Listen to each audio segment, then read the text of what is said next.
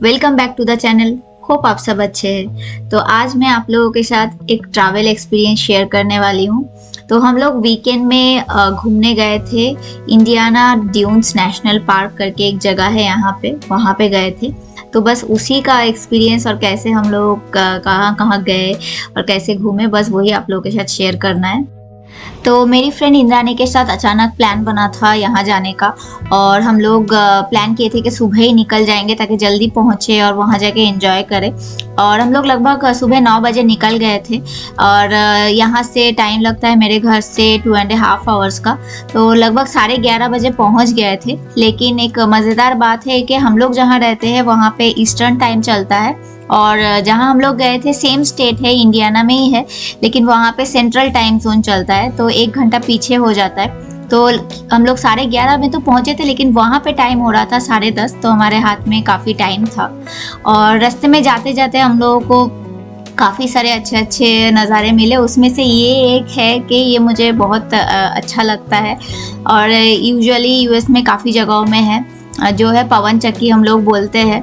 तो ये लगभग मुझे लगता है, जैसा राजेश बोले, 18 माइल्स तक ऐसे ही पवन चक्की हम लोगों को पूरे मिलते मिलते गए। और आप लोग देख सकते हैं कि जहाँ तक हम लोगों का नज़र जा रहा था वहाँ तक दूर दूर तक ये पवन चक्की लगाए हुए थे। बाएं तरफ भी थे, राइट साइड, दोनों तरफ, लेफ्ट राइट दोनों तरफ थे। और जितने भी कार उस समय चल रही थी सब स्लो डाउन हो गए थे यही नज़ारे देखने के लिए। और ये देखते देखते मुझे थोड़ा याद आया कि इंडिया में भी मैंने एक बार ऐसे पवन चक्की देखे थे। तो हम लोग एक बार ट्रैवल किए थे, शिमोगा करके एक जगह है वहाँ पे। और पुणे हाईवे से अगर आप लोग कोई भी ट्रैवल करते हैं शिमोगा जाने के लिए, तो ऐसे ही पवन चक्की आप लोगों को वहाँ पे भी देखने मिलेंगे। तो सारा भी काफ़ी खुश हुई, उसको लगा कितने बड़े बड़े साइज़ के फ़ैन हैं। तो हम लोग उसको फिर समझाए इसका क्या काम है। तो यहाँ पे यूजुअली कॉर्न की खेती हो रही थी, और जितना समझ में आया कि जो विंड एनर्जी है उसी को जो विंड मिल्स होते हैं जो इलेक्ट्रिकल एनर्जी में बदलते हैं, जो ये जो पूरा खेती हो रहा था यहाँ पे उसी का काम में लगाया गया था, ताकि ये खेती आसानी से जो इलेक्ट्रिकल एनर्जी से हो जाए। तो बस लगभग अगर किलोमीटर्स में मैं बताऊँ, ऑलमोस्ट 28.5 किलोमीटर तक ये विंड मिल्स थे। और सामने आप लोगों को एक वाइट कलर की कार दिख रही होगी। तो कुछ दूर जाने के बाद फिर इंद्रानी लोग को हम लोग मतलब मिल गए थे, दोनों एक ही साथ एक जगह। हम लोग लोकेशन शेयर कर रहे थे क्योंकि दोनों का घर अलग अलग जगह में है, और हम लोग थोड़ा 5-10 मिनट लेट इधर उधर निकले थे, लेकिन हम लोग exactly Indiana dunes national park के पास आके मिल गए थे। और बस ये हम लोग यहाँ पे एंटर कर रहे हैं, पार्किंग लॉट जो है वहाँ पे एंटर कर रहे हैं। और काफ़ी भीड़ थी, काफ़ी ज़्यादा भीड़ थी। और थोड़ा सा ये सब जगह थोड़ा गर्म होता है, क्यों होता है बस थोड़ी ही देर में आप लोगों को पता चल जाएगा। और सामने भीड़ आप लोग देख सकते हैं। तो घर से हम लोग जब निकले थे थोड़ा वेदर क्लाउडी था, और दिखा रहा था जो ड्यून्स नेशनल पार्क है वहाँ पे भी शायद मॉर्निंग के टाइम पे बारिश हुआ था। तो जब तक हम लोग पहुँचे वेदर बहुत ज़्यादा गर्म नहीं था, हल्का ठंडा ठंडा ही था। लगभग मुझे लगता है 27-28 डिग्री टेम्परेचर होगा। और थोड़ा पानी भी था क्योंकि सुबह बारिश हुआ था। तो हम लोग सब थोड़ा बहुत खाना लेके गए थे, क्योंकि इंद्रानी का पहले ही प्लान था ड्यून्स जाने का। हम लोगों के साथ अचानक प्लान बना, वो पूछी तो हम लोग हाँ बोल दिए। तो इंद्रानी घर से काफ़ी कुछ बना के लाई थी। मैं ज़्यादा कुछ बना के नहीं ले जा पाई क्योंकि उतना कुछ मेरे प्लान में नहीं था। तो वो कुछ वाटरमेलन्स लाई थी, और मैं बस चिप्स और थोड़ा बहुत मुझे लगता है चिकन एग फ्राइड राइस मैंने बना लिया था। और वो पनीर लाई थी, फिर दाल बना के लाई थी, और एक सब्ज़ी भी लाई थी, उसके साथ राइस लाई थी। तो हम लोग सोचे कि पहले हम लोग आराम से लंच कर लेते हैं और फिर जाएंगे, क्योंकि मॉर्निंग में काफ़ी सुबह सुबह हम लोग सब खाना खा के निकले थे, ब्रेकफास्ट करके निकले थे 8 o'clock के आसपास। और क्योंकि हमारे टाइम के हिसाब से 11:30 ऑलमोस्ट 12 बज ही रहा था, तो उन लोग सोचे कि खा लेते, बच्चे लोग भी खा लेंगे, थोड़ा एनर्जी हो जाएगा।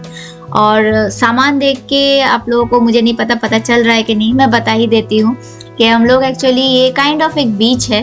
तो बच्चे लोग बहुत एक्साइटेड थे, और सारा के लिए तो जैसे मैंने बोला कोई तैयारी नहीं था, तो मैंने तो कुछ लिया भी नहीं था। तो इंद्रानी फिर मुझे पूछी कि उसको स्विमिंग के लिए कुछ चाहिए। तो हम लोग एक जो लाइफ जैकेट होता है बच्चे लोगों का, तो वो लोग वॉलमार्ट गए थे तो उन लोगों से मंगा लिए।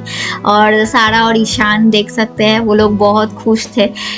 ऐसे ही ईशान तो आप लोग जानते ही है, सेम एज के हैं दोनों, तो वो लोग एंजॉय कर रहे थे और वो फ्लोट करने के लिए वो जो है सामान वो लोग लेके चल रहे थे।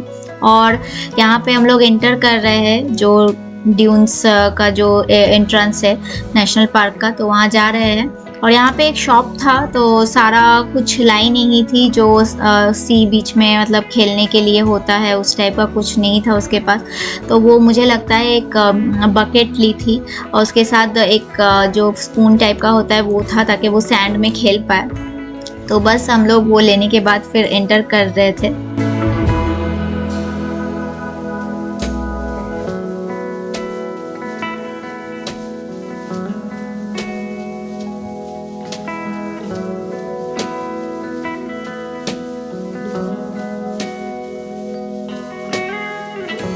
तो इस जगह के बारे में मैं पहले आप लोगों को थोड़ा बता देती हूँ जितना मुझे पता है।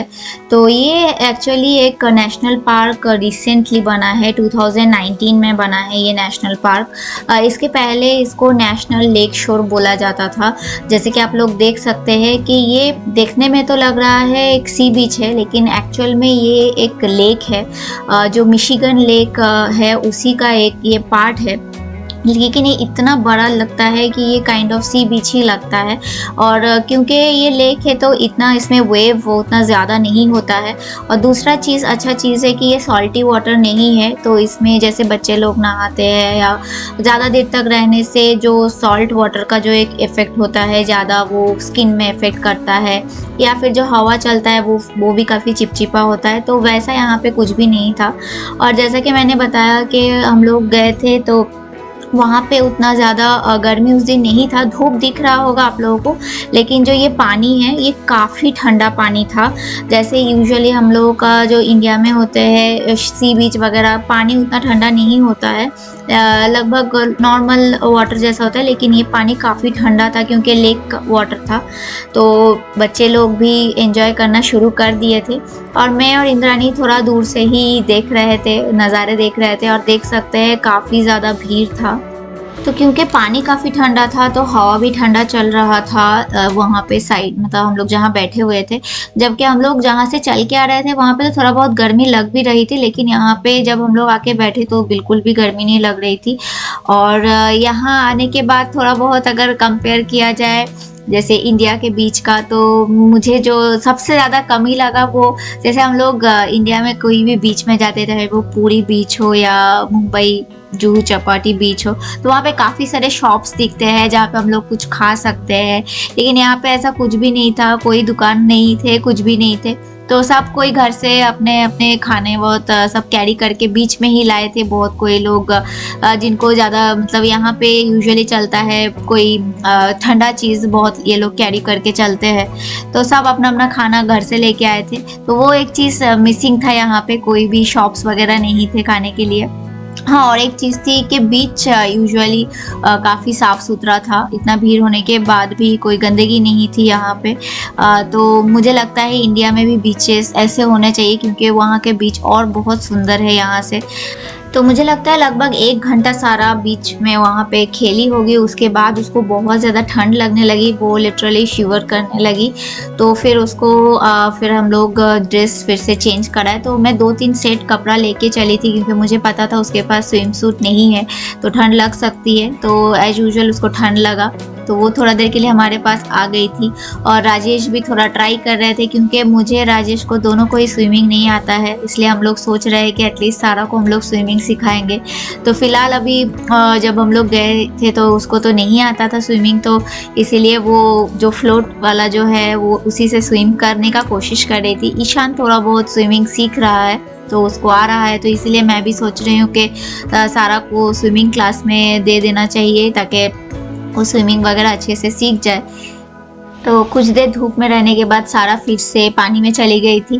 तो जब हम लोग देखे कि लगभग 2 घंटा हो गया है, तो मैं और इंद्रानी बोले कि ठीक है हम लोग भी थोड़ा अब चलते हैं, हम लोग भी थोड़ा पानी में एंजॉय कर लेते हैं।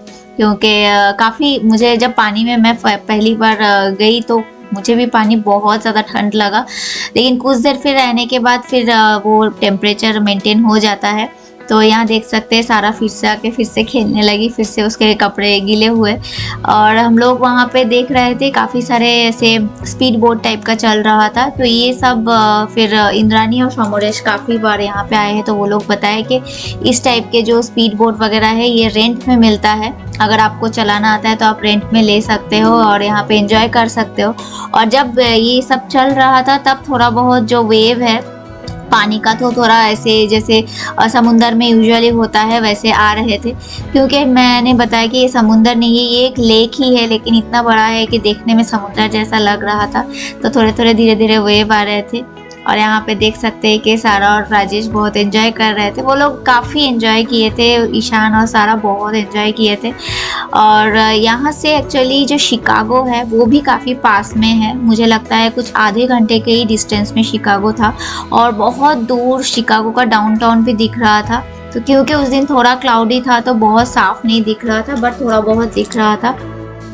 और जैसे जैसे टाइम बीत रही थी भीड़ भी काफ़ी बढ़ रहा था, क्योंकि समर का टाइम है। और मैंने जैसे पहले भी बताया है कि यहाँ पे समर बहुत कम टाइम के लिए होता है, कुछ ही टाइम के बाद सितंबर एंड होगा तो फिर ठंड आ जाएगी। तो लोग मैक्सिमम कोशिश करते हैं फैमिली के साथ आके एंजॉय करें ये टाइम को। तो यहाँ पे ये जो नेशनल पार्क है मुझे लगता है 7 o'clock तक ओपन रहता है, इसलिए काफ़ी लोग बहुत लेट भी आ रहे थे। हम लोग तो मॉर्निंग में ही आ गए थे। और सारा यहाँ पे एंजॉय करिए। तो हम लोग फिर उन लोगों को एट द एंड जब ऑलमोस्ट मुझे लगता है 2.5 घंटा से ऊपर हो गया, तो हम लोग उन लोगों को, दोनों बच्चे को खींच के निकाले और सारा को फिर से एक बार और एक सेट कपड़ा चेंज करा के फिर हम लोग वहाँ से बोले कि अब निकलते हैं, अब थोड़ा टाइम हो रहा है और थोड़ा भूख भी लग रहा था, फिर कुछ खाने का मन हो रहा था। तो यूजुअली हम लोग सोचे थे कि बीच में खाएंगे, लेकिन वहाँ पे वैसा सेटअप नहीं था, कुछ बैठने का वैसा जगह नहीं था। और देख सकते हैं सब अपने घर से कितने सारे इक्विपमेंट लेके चलते हैं। यहाँ पे बीच में कोई टेंट लेके आया था, कोई बड़ा सा अम्ब्रेला लेके आया था। और यहाँ पे जो वो सैंड बाथ बोलते हैं, काफ़ी मैंने बहुत लोगों को देखा भी कि वो सब सैंड बाथ लेने के लिए पूरा सैंड में गड्ढा करके उसके अंदर जा रहे थे। और भीड़ तो आप लोग देख ही सकते हैं, एकदम मेला जैसा लग रहा है। तो बस हम लोग फिर वहाँ से निकल के जहाँ पे वॉश वगैरह होता है, जहाँ पे लोग थोड़ा सा ये जो सैंड वगैरह साफ़ करते हैं, तो एक अच्छा सा जगह मतलब बाथरूम अच्छा सा था, तो वहाँ पे हम लोग गए। तो यहाँ काफ़ी अच्छा सेटअप बना हुआ था, आप आके आराम से यहाँ पे नहा भी सकते हैं। और अगर आप सिर्फ हाथ पैर धोना चाहते हैं तो वो भी कर सकते हैं। यहाँ पे सब जगह में जो नल है वो लगाए हुए थे, और यहाँ पे बैठ के आप अपना कपड़े वगैरह चेंज कर सकते हैं। तो ये बॉयज़ लोगों के लिए अलग था और गर्ल्स लोगों के लिए अलग था। फिर हम लोग इंद्रानी तो पहले से ही सब कुछ लेके आई थी, मैंने पहले जैसे बताया, तो वाटरमेलन लेके आई थी। तो हम लोग थोड़ा सोचे कि वाटरमेलन खा लेते हैं, थोड़ा डिहाइड्रेशन भी कम हो जाएगा और थोड़ा भूख भी चला जाएगा। और यहाँ पे एक ये ग्रिल एरिया था, तो सब लोग घर से ग्रिलिंग के बहुत सारे इक्विपमेंट लाए थे और वहाँ बैठ के खा रहे थे। हम लोग भी लंच करके गए थे। फिर हम लोग सोचे कि थोड़ा सा और कुछ खा लेते हैं, क्योंकि शाम हो गई तो ऑलमोस्ट 4 o'clock हो गया था। तो हम लोग कुछ खाने के लिए गए थे। तो बस हम लोग खाने के बाद वहाँ से बस 6 ही मिनट दूरी में एक और जगह था समरेश, हम सबको बोले कि चलो वहाँ जाके हम लोग वहाँ बैठ के खाएंगे, बहुत अच्छा लगेगा। और सही में वो नज़ारा बहुत ही अच्छा था। टाइम बहुत कम था, घर भी लौटना था, नहीं तो हम लोग और थोड़ा देर यहाँ पे रुकते। कि देख सकते हैं ये नज़ारा बहुत सुंदर था, सनसेट यहाँ से बहुत अच्छा लगता, बट टाइम हो गया था। तो बस वीडियो को भी मैं आज इसी के साथ यहीं पे एंड करूँगी। तो होप आप लोगों को जो हमारा ये ट्रैवल ब्लॉग है वो अच्छा लगा हो, तो वीडियो को ज़रूर लाइक कीजिएगा, शेयर कीजिएगा, और चैनल में जो भी नए आए हैं चैनल को ज़रूर सब्सक्राइब कीजिएगा। मिलेंगे बहुत जल्द आप लोगों के साथ फिर से एक नई वीडियो में। तब तक के लिए आप लोग ठीक से रहिएगा। Take care and bye bye.